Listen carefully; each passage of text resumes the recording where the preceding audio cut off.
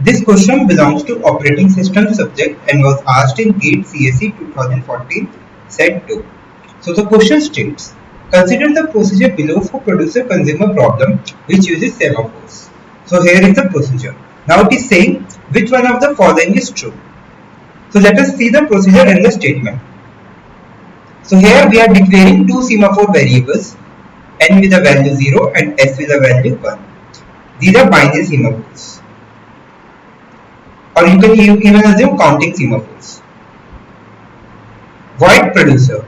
So they are binary semaphores only. So we have producer and consumer. So while it is true, producer will produce an item. So we have a buffer.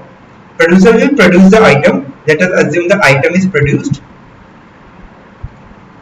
First it will produce the item. Then it will call wait on semaphore S. It will make it 0. Add this item to the buffer.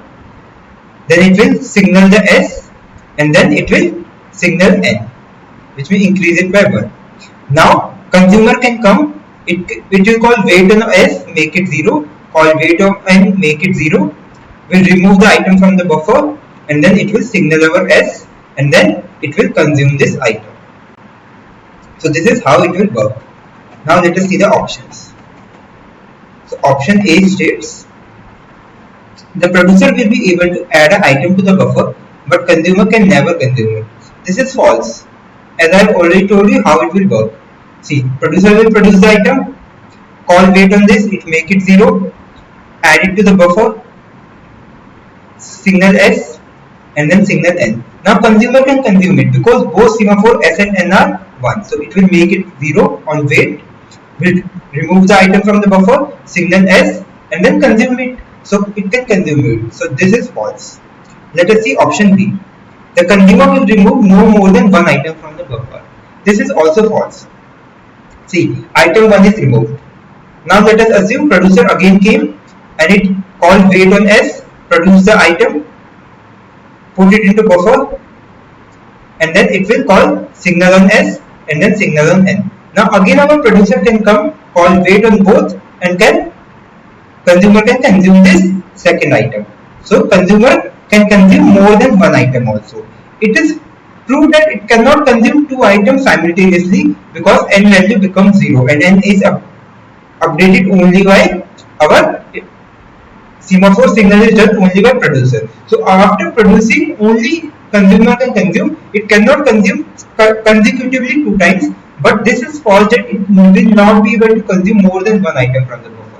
Continuous consecutive consumption is impossible, not possible. But we can have deferred consumption. We can have like produce, consume, produce, consume, produce, consume. So here we have more than one consumption.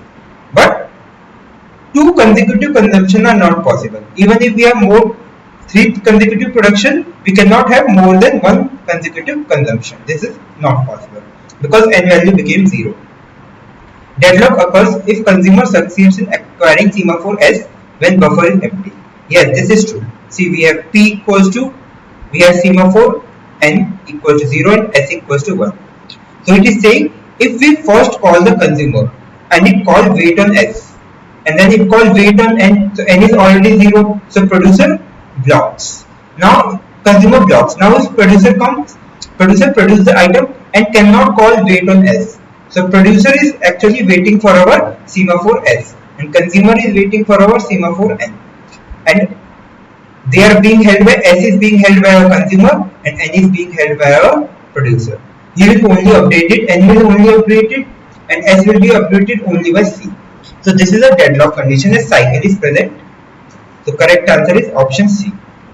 Let us see option D. The starting value for semaphore must be 1 and not 0. This is starting value for the semaphore N must be 1 and not 0 for deadlock free operation. Let us see. If the starting value of semaphore N is 1 and not 0, then deadlock can occur or not.